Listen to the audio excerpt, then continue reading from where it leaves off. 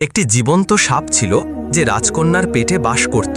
প্রতি রাতে এই সাপ তার উপর নিয়ন্ত্রণ নিয়ে নিত। সাপটি তার মুখ থেকে বেরিয়ে কিছুক্ষণের জন্য জঙ্গলের দিকে যেত, তারপর সকালে ফিরে আসত। রাজকন্যা এর অস্তিত্ব সম্পর্কে কিছুই জানত না।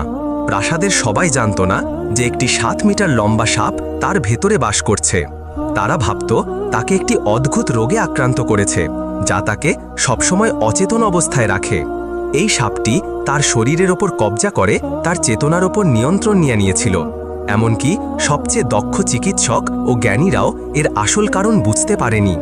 রাবি নামের ত্বক যুবক প্রাসাদে প্রবেশ করল এবং দেখল চিকিৎসক ও জ্ঞানীদের একটি বড় জমায়েত রাজকন্যার বিছানার চারপাশে। তারা বৃথা চেষ্টা করছিল সমাধান খুঁজতে, কিন্তু কোনো লাভ হচ্ছিল না। রাবিও হলঘরের এক কোণে দাঁড়িয়ে নীরবে সবকিছু পর্যবেক্ষণ করছিল। সন্ধ্যা হতেই সবাই একে একে হল ত্যাগ করতে শুরু করল।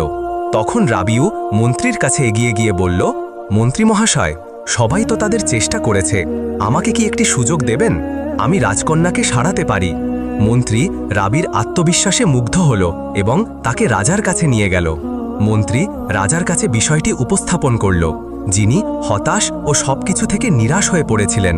তিনি রাবিউর দিকে হতাশ দৃষ্টিতে তাকিয়ে বললেন, বলো যুবক, তুমি আমার মেয়েকে কিভাবে সারাবে? রাবিউ পূর্ণ আত্মবিশ্বাসে বলল, মহারাজ, আমাকে শুধু একটি রাত দিন। আমি রাজকন্যার সাথে একা সময় কাটাবো। হয়তো আমি তার রোগের রহস্য বুঝতে পারবো।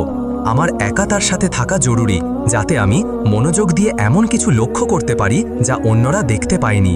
তার হতাশা সত্ত্বেও রাবিউর আত্মবিশ্বাসী কথাগুলো রাজার হৃদয়ে কিছুটা আশা জাগালো।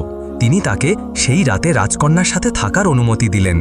রাবিউ রাজকন্যার ঘরে প্রবেশ করল এবং পুরোপুরি শান্তভাবে বসে দূর থেকে তাকে পর্যবেক্ষণ করতে লাগল, তার কাছে না গিয়ে।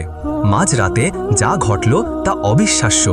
রাজকন্যার মুখ থেকে একটি বিশাল সাপ বেরিয়ে এলো, যিনি অচেতন অবস্থায় শুয়েছিলেন। সাপটি নিঃশব্দে প্রাসাদের মধ্য দিয়ে জঙ্গলের দিকে চলে গেল। রাবিউ তার জায়গায় স্থির হয়ে সবকিছু দেখছিল, একটুও নড়েনি।